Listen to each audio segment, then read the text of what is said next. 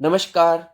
आज हम बात करेंगे वायु तत्व की, एयर एलिमेंट्स की, और जानने की कोशिश करेंगे कि वायु तत्व का हमारे शरीर में क्या महत्व है, और अगर यह तत्व हमारे शरीर में संतुलित या असंतुलित हो तो उसके क्या लक्षण हैं, और अगर असंतुलित हो तो कैसे हम उसको संतुलित कर सकते हैं, उसके क्या उपाय हैं, और क्या इसके लिए ध्यान की विधि है, मेडिटेशन टेक्निक है। उन सभी बातों पे आज हम विचार करेंगे। आपको मालूम ही है हमारा शरीर 5 तत्वों से मिलकर बना है। पृथ्वी, जल, अग्नि, वायु और आकाश। और ये 5 तत्व यदि हमारे शरीर में बैलेंस रहें तो हमारी बॉडी और माइंड फिट रहता है। लेकिन अगर ये 5 तत्व हमारी बॉडी के अंदर इम्बैलेंस हो जाएं तो हमारी बॉडी और माइंड पे भी इसका नकारात्मक असर आना शुरू हो जाता है। तो हम सभी तत्वों पे बारी बारी से बात कर रहे हैं। इससे पहले हमने पृथ्वी तत्व पर बात की थी पिछले वीडियो में। इस वीडियो में आज हम बात कर रहे हैं वायु तत्व की। वायु तत्व का हमारे शरीर में क्या इंपॉर्टेंस है, ये आप इसी से अंदाजा लगा सकते हैं कि किसी व्यक्ति की अगर मृत्यु हो जाए तो हम कहते हैं कि फलां व्यक्ति की हवा निकल गई। यानी कि वो हवा ही थी जो उसको जीवन दे रही थी, वो वायु ही था जो उसको जीवन दे रहा था, वो निकली तो उसकी मृत्यु हो गई। तो ये तो इंपॉर्टेंस है। हमारे शरीर में जो वायु का जो प्रतिशत है वो 6% है। और आयुर्वेद के अनुसार जितनी भी हमारे शरीर के अंदर गति हैं, जो मोशंस हैं, उसके पीछे वायु का ही हाथ है। जैसे कि हमारी बॉडी में जो ब्लड सर्कुलेशन होता है वो वायु संचालित करती है। जो सांस हम ले रहे हैं, छोड़ रहे हैं, इसके पीछे भी वायु तत्व ही इसको ड्राइव कर रही है। जितनी हमारी बॉडी में नर्व्स मूवमेंट्स हैं, और इवन जो हमारी विचारों की गति है, हमारे विचार तेज चलते हैं, स्लो चलते हैं, इसके पीछे भी हमारे शरीर का जो वायु तत्व है उसका हाथ है। और हमारे शरीर में जो वायु तत्व का स्थान है वो नाभि से हृदय तक है। इसका जो चक्र है, संबंधित चक्र, वो अनाहत चक्र है। मंत्र इसका यम है। स्वभाव इसका ठंडा और रूखा सूखा है। ज्ञानेंद्रिय इसकी स्पर्श और त्वचा है। कर्मेंद्रिय इसके हाथ हैं। दिशा इसकी उत्तर है। रंग इसका नीला है। और वायु से प्रभावित जिस व्यक्ति का शरीर होगा वो उस व्यक्ति का शरीर पतला दुबला होगा। तो ये तो इसकी विशेषताएं हैं। अब हम बात करते हैं लक्षणों की, कि अगर आपके शरीर के अंदर एयर एलिमेंट्स, वायु तत्व संतुलित है, बैलेंस है, स्ट्रोंग है, अच्छी पोजीशन में है, तो उसके क्या लक्षण होंगे, आप कैसे पहचान पाएंगे। तो कुछ लक्षणों की मैं बात कर रहा हूं, इन लक्षणों को आप ध्यान से सुने। अगर ये लक्षण आपके अंदर है तो इसका मतलब आपका वायु तत्व अच्छी स्थिति में है। सबसे पहला लक्षण, गुड सोशल कनेक्टिविटी। यदि आपके सामाजिक संबंध अच्छे हैं, आप मिलनसार हैं, हंसमुख हैं, आप सामाजिक कार्यक्रमों में बढ़ चढ़कर भाग लेते हैं, आपके मित्रों का दायरा बहुत बड़ा है, तो इसका मतलब आपका वायु तत्व अच्छी स्थिति में है। इसके अलावा दूसरी बात, गुड कम्युनिकेशन, बेहतर संवाद। वायु का जो एक गुण है वो शब्द है। इसलिए जब हम बातचीत करते हैं तो अगर हमारी बातचीत करने की क्षमता अच्छी है, हम वाक्पटु हैं, हमारे जो कम्युनिकेशन स्किल्स वो ग्रेट लेवल के हैं, तो इसका मतलब आपका ये तत्व अच्छी स्थिति में है। ऐसे में ऐसे व्यक्ति जिनका वायु तत्व अच्छा होता है वो अक्सर राजनीति में बहुत सफल होते हैं। और जो लोग फील्ड वर्क करते हैं, सोशल लाइन में जुड़ा हुआ कोई बिजनेस या जॉब करते हैं, उनका भी जो एयर एलिमेंट है वो अच्छे लेवल का होता है। तीसरी बात, फ्रीडम। जैसे हम वायु को बांध नहीं सकते हैं, रोक नहीं सकते हैं, इसी प्रकार जिन व्यक्तियों का वायु तत्व अच्छी स्थिति में होता है वो फ्री रहना पसंद करते हैं। वो फ्रीडम में बिलीव करते हैं और अपने ऊपर किसी प्रकार के लिमिटेशन, बाउंडेशन और प्रेशर को पसंद नहीं करते हैं, और अपने अंदर एक आज़ाद सोच रखते हैं और उसी अनुसार वो चलने की कोशिश करते हैं। तो तीसरा जो लक्षण है, फ्रीडम। चौथी बात, अगर आपका एयर एलिमेंट अच्छी कंडीशन में है तो आप एक बुद्धिमान व्यक्ति होंगे, आपके अंदर क्रिएटिविटी अच्छे लेवल की होगी, आप सृजन करने में बिलीव करेंगे, आप चुस्त और फुर्तीले व्यक्ति होंगे, आपके अंदर उत्साह और उमंग कूट कूट के भरा होगा। अब हम बात करते हैं वायु के 5 गुणों की। हमारे शास्त्रों में वायु के 5 गुण बताए गए हैं, जिसमें पहला है दौड़ना, दूसरा चलना, तीसरा गांठ बांधना, चौथा फैलना और पांचवा सिकुड़ना। अगर आपकी वायु संतुलित है तो ये 5 गुण भी आप में संतुलित रहेंगे, लेकिन अगर आपकी वायु असंतुलित हुई तो इन 5 गुणों में भी असंतुलन आना शुरू हो जाएगा।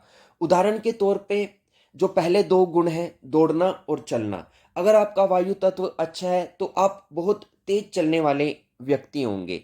अक्सर यदि आप वॉक करेंगे, अपने दोस्तों के साथ सैर पे जाएंगे, तो आपके दोस्त पीछे छूट जाएंगे और आप इतना तेज चलेंगे कि बहुत आगे निकल जाएंगे। यानी कि आपकी चलने की गति बहुत तेज होगी और दौड़ने की गति भी बहुत तेज होगी। आप बहुत ऊर्जावान होंगे और आपके अंदर उत्साह बहुत ज्यादा होगा, करेज बहुत ज्यादा होगा। आप हर काम को ब्रिस्कली करेंगे, त्वरित गति से करेंगे। यानी कि कोई काम आपको करना है, 5 बंदे बैठे हैं और पांचों को एक साथ ख्याल आया कि एक काम करना है, तो आप एकदम से उठ के उसे करने लग जाएंगे और बाकी के 4 उसे सोचते ही रह जाएंगे।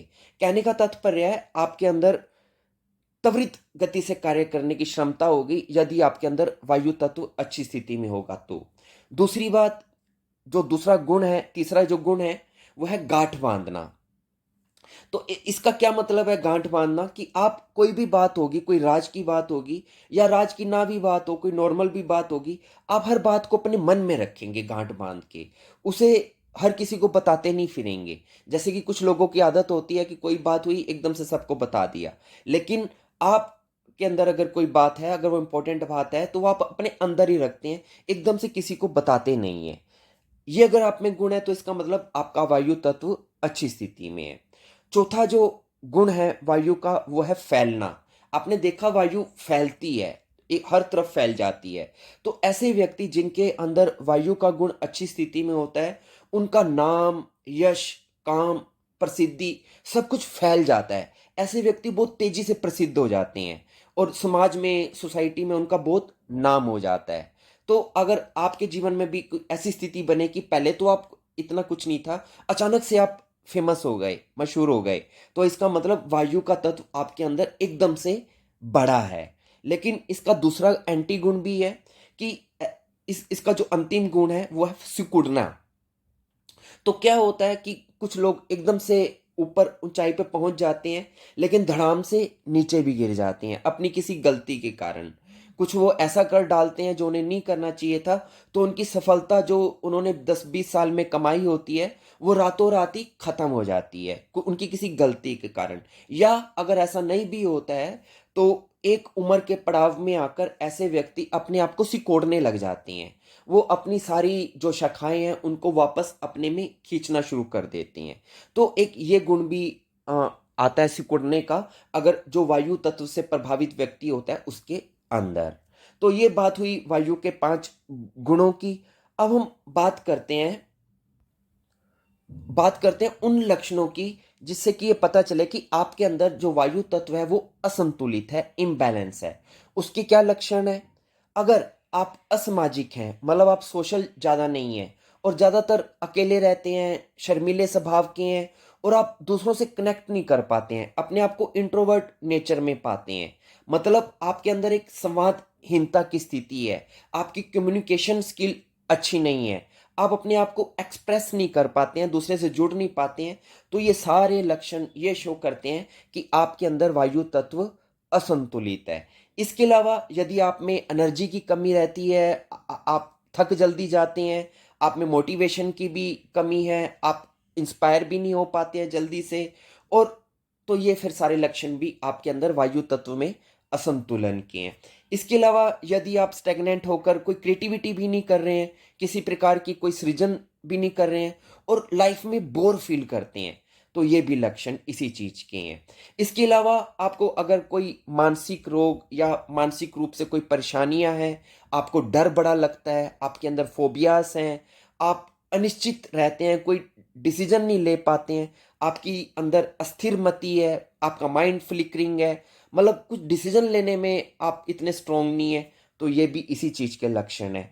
और यदि आप बहुत जल्दी तनाव में आ जाते हैं, आपके अंदर अधैर्य बहुत है, बेचैनी बहुत है, आपको चिड़चिड़ापन बहुत जल्दी आ जाता है, नींद नहीं आपको आती है, और अगर आपको अब शॉर्ट टर्म मेमोरी लॉस होना शुरू हो गया है कि अभी कोई बात याद थी 1 मिनट में ही भूल गए, या अगर आपको कोई चीज याद करनी हो पुरानी तो आपको याद करने में भी दिक्कत हो जाती है, तो ये सारे लक्षण भी इसी चीज के हैं कि आप में एयर एलिमेंट्स बिगड़ चुका है।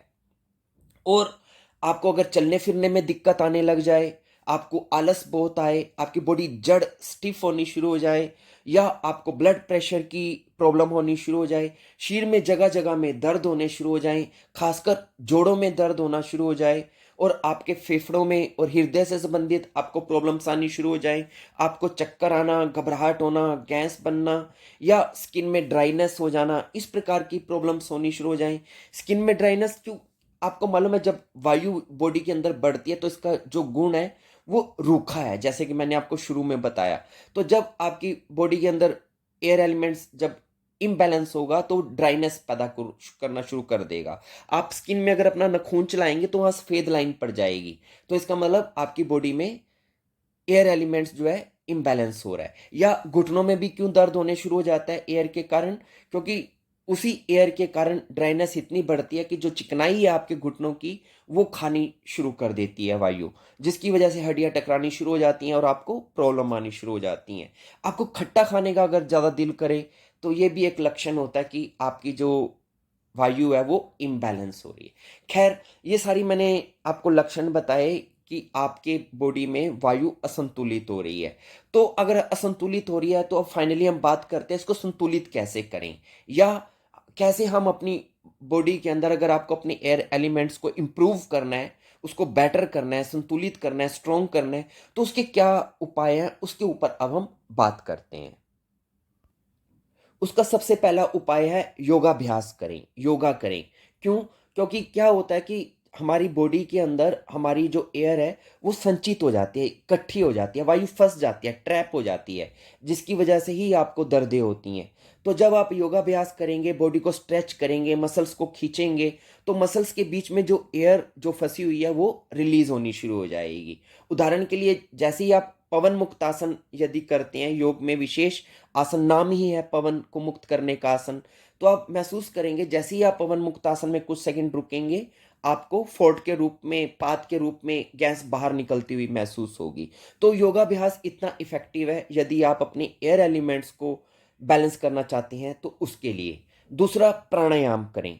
प्राणायाम में भी खासकर अनुलोम विलोम करें, क्योंकि अनुलोम विलोम शरीर के सभी तत्वों को बैलेंस करने के लिए ही एक विशेष टेक्निक है। तो प्राणायाम का अभ्यास करें। इसके अलावा डीप रिदमेटिक ब्रीदिंग करें, क्योंकि जितना आपकी श्वास गहरी और अच्छी तरीके से चलेगी उतना आपकी बॉडी में एयर एलिमेंट्स इंप्रूव होगा और स्ट्रोंग होगा। जनरली हम बड़ी टूटी फूटी सांस लेते रहते हैं, शैलो ब्रीदिंग करते हैं, जिससे कि हमारा एयर एलिमेंट्स बिगड़ जाता है। चौथी बात, क्रिएटिव बने, क्योंकि क्रिएटिव होना इस तत्व का एक खास गुण है। तो किसी भी प्रकार की कला के द्वारा आप अपने आप को एक्सप्रेस करें, अपने आप को खाली मत रखें, अपने आप को बोर मत होने दें। कोई चीज पकड़ें, कोई कला को पकड़ें और उसके पीछे पड़ जाएं और उसके द्वारा स्वयं को एक्सप्रेस करें, यानी कि क्रिएटिव बने। और छोटी छोटी बातों का ध्यान रखें कि आप जिस कमरे में रहते हैं हर वक्त एयर कंडीशन में मत रहें, थोड़ा प्राकृतिक हवा में आएं, अपनी बालकनी में बैठें, छत पे जाएं। और जितना, अगर आप कमरे में भी जितना टाइम रह रहे हैं तो इस चीज़ का ध्यान रखें कि आपके कमरे में ताज़ी हवा आने जाने का भी सिस्टम होना चाहिए। और आप अपने कमरे में इंडोर प्लांट्स रखें जिससे कि ऑक्सीजन कमरे में बनी रहे, इस चीज़ का ध्यान रखें। और फाइनली लास्ट बात जो मैं आपको कहना चाहता हूँ कि मेडिटेशन करें, क्योंकि जब आप ध्यान करेंगे तो ध्यान करने से आपके सभी तत्व बैलेंस होने शुरू हो जाते हैं। तो किस प्रकार ध्यान करना है मैं बहुत शॉर्ट में आपको बताता हूँ। आप ध्यान मुद्रा में बैठ जाएं, आराम से कमर को सीधा करके, और अपने दोनों हाथों में वायु मुद्रा को बनाएं। वायु मुद्रा से आपकी बॉडी के अंदर की जो वायु है वो संतुलित होगी। वायु मुद्रा कैसे बनाते हैं? Very easy. बस अपने अंगूठे के साथ वाली जो उंगली है उसकी सिरे को अपने अंगूठे से मिला दें और बाकी की दोनों तीनों उंगलियों को स्ट्रेट रखें। या आप अपने अंगूठे के साथ वाली उंगली को अपने अंगूठे से नीचे दबा के रखेंगे, तब भी वायु मुद्रा बन जाएगी। तो वायु मुद्रा लगाकर बैठ जाएं, कमर सीधी, गर्दन सीधी। अब आप अपना पूरा ध्यान माइंडफुल ब्रीदिंग पे लेके आएं, क्योंकि अगर आपको वायु तत्व को अगर अपनी बॉडी में बैलेंस करना है तो वायु पे ध्यान लगाएं। Very simple. तो अपनी आती जाती श्वास को माइंडफुल होकर देखें, यानी कि विपश्यना मेडिटेशन करें। तो जितनी देर आपका ध्यान अपनी ब्रीदिंग पे टिका रहेगा, उतनी देर आप अपने एयर एलिमेंट्स को स्ट्रॉन्ग करते रहेंगे। तो हर अपनी आती और जाती सांस को आप बस जस्ट देखते रहें। तो विपश्यना मेडिटेशन करें, यानी कि सांसों को देखने का ध्यान करें। इसके अलावा अनाहत चक्र को अपने बैलेंस करें, क्योंकि हमारा जो वायु तत्व है वो हमारे अनाहत चक्र पे ही वास करता है। तो अपने हृदय चक्र को अनाहत चक्र पे ध्यान लगाएं, इससे जुड़ी हुई ध्यान विधियों को करें। बस इतना करें। तो इतना करने से ही, इन मेडिटेशन टेक्निक को करने से ही, और जो मैंने उपाय आपको बताए हैं उनको करने से ही आपका ये तत्व संतुलित होना शुरू हो जाएगा, और आपको वो लाभ मिलने शुरू हो जाएंगे जो इस तत्व को संतुलित होने से मिलते हैं। धन्यवाद।